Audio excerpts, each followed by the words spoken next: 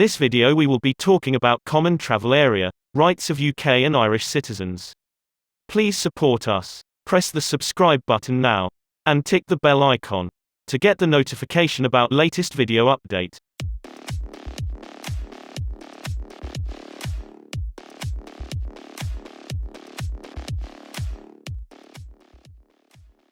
The Common Travel Area (CTA) is a long-standing arrangement between the UK, the Crown Dependencies Bailiwick of Jersey, Bailiwick of Guernsey and the Isle of Man, and Ireland that predates both British and Irish membership of the EU and is not dependent on it. Under the CTA, British and Irish citizens can move freely and reside in either jurisdiction and enjoy associated rights and privileges, including the right to work, study and vote in certain elections, as well as to access social welfare benefits and health services. The UK and Irish governments signed a Memorandum of Understanding (MoU) in May 2019 reaffirming our commitment to maintain the CTA, and the associated rights and privileges, in all circumstances. On signing the MoU, both governments released a joint statement. 1. Travelling and residing in the CTA. If you're an Irish citizen living in the UK or a British citizen living in Ireland, the Common Travel Area (CTA) arrangements allow you to travel freely within the CTA. British citizens in Ireland and Irish citizens in the UK hold a unique status under each country's national law. You do not need permission to enter or remain in the UK, including a visa, any form of residence permit or employment permit. This status will continue once free movement ends at 11 p.m. on the 31st of December 2020. Because you do not need permission to come and live in the UK under CTA arrangements, you cannot apply under the new points-based immigration system. You cannot travel freely within the CTA if you're subject to either a deportation order, an exclusion decision, an international travel ban. You'll need to apply for permission to come to the UK if any one of these apply to you. Family members. If you have family members who are not Irish or British citizens, they're not covered by CTA arrangements. You can bring family members to the UK on a family visa in the same way as a British citizen, or they may be eligible to apply for the EU settlement scheme. Your family members may also be able to come to the UK if you're visiting the UK as an S2 healthcare visitor, a frontier worker. Other nationalities travelling within the CTA remain subject to national immigration requirements. You need to check if you need a UK visa if you're not British or Irish and are travelling to the UK from Ireland. 2. Working in the CTA. If you are a British or Irish citizen, you can work in either country, including on a self-employed basis, without needing any permission from the authorities. In support of this, the UK government is committed to ensuring that appropriate and comprehensive provisions continue to be in place for the recognition of professional qualifications obtained in Ireland. The Irish government has also committed to working to ensure the provision of arrangements with the UK to recognise professional qualifications. 3. Accessing education in the CTA. If you are a British or Irish citizen, you have the right to access all levels of education in either state on terms no less favourable than those available to the citizens of that state. Both governments have committed to taking steps to ensure that this continues. Both governments have also committed to taking steps to ensure that British and Irish citizens pursuing further and higher education in the other state will continue to have the right to qualify for student loans and support under applicable schemes and eligibility conditions.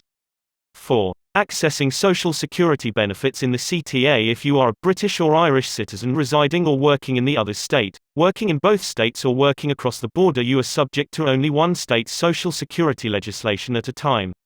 You can access social security benefits and entitlements, including pensions, from whichever state you are subject to the social security legislation of, regardless of where you are living.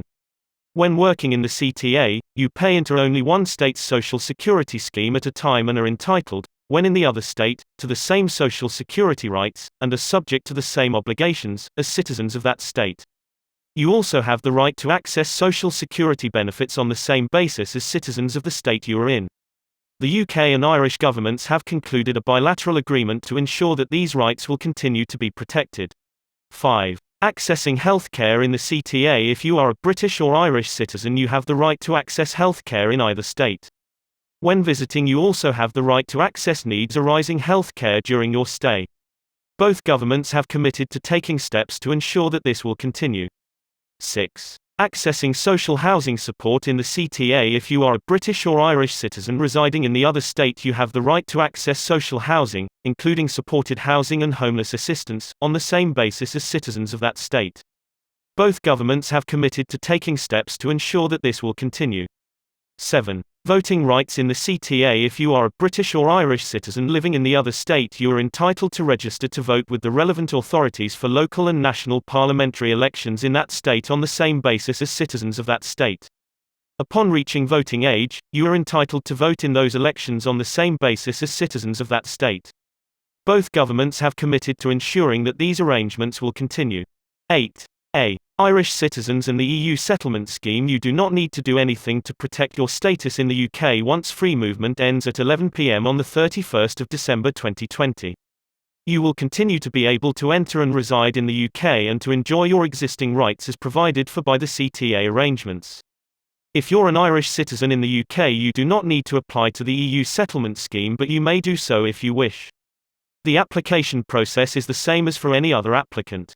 However, if you choose to apply to the EU settlement scheme, the application process is the same as for any other EU citizen applicant. If you are an Irish citizen, you will still be able to be joined in the UK after the 31st of December 2020 by close non-Irish and non-UK family members. If you want to support an application from existing at the 31st of December 2020 non-Irish and non-UK family members or future children, you will need to be able to prove that you were continuously resident in the UK prior to the 31st of December 2020. There will be many ways to do this without you applying to the EU settlement scheme, but a grant of status under the scheme would constitute such evidence. Alternatively, you might wish to consider retaining documents such as payslips, bank statements, utility bills, tenancy agreements or other dated documents which display your UK address. Where you are an Irish citizen and do not choose to apply for status, your family member simply needs to provide evidence of your identity and nationality, of their relationship to you and of your continuous residence in the UK. 8b. Irish citizens and the service providers from Switzerland route. The service providers from Switzerland route will open in December 2020 and is expected to run until the 31st of December 2025. The route allows eligible service providers to travel to the UK to execute an eligible contracts for a maximum of 90 days per calendar year. To be eligible, the contract must have been signed and commenced before 11 p.m. on the 31st of December 2020. If they are an employee, the service provider's employer must be based in Switzerland. The route does not allow for dependents or family members. All service providers from Switzerland wishing to use this route must hold status under it before they come to the UK. If you're an Irish citizen who does not need permission to come to the UK under CTA arrangements, you will not need to apply for entry clearance as a service provider from Switzerland, but you can do so if you wish. Further information about the service providers from Switzerland route will be available on Gov.uk in due course.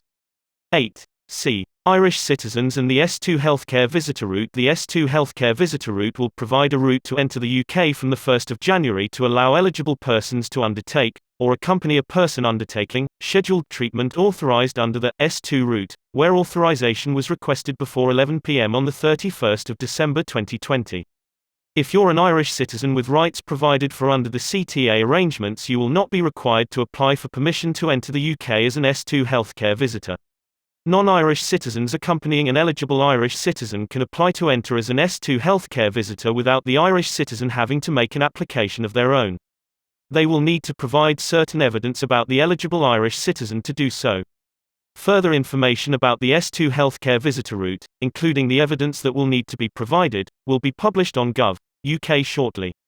8d. Irish citizens and the Frontier Worker Permit Scheme. The withdrawal agreement protects the rights of EU citizen frontier workers, people who work in the UK but reside elsewhere, who have begun working in the UK by the 31st of December 2020. You can come to the UK and work once free movement ends, for as long as you continue to be a frontier worker. If you're an Irish citizen with rights provided for by the CTA arrangements, you will not need to hold a Frontier Worker Permit in order to travel to the UK to work, but you will be able to apply for a permit if you wish.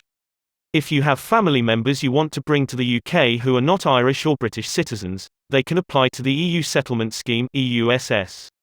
You do not need to hold a permit in order for your family member to apply to the EUSS, but the application may be easier if you have a Frontier Worker Permit. Your family member will need to show evidence of the family relationship, and evidence that the family member meets the definition of frontier worker under the relevant regulations. Further information about frontier workers and the permit scheme can be found on Gov.uk.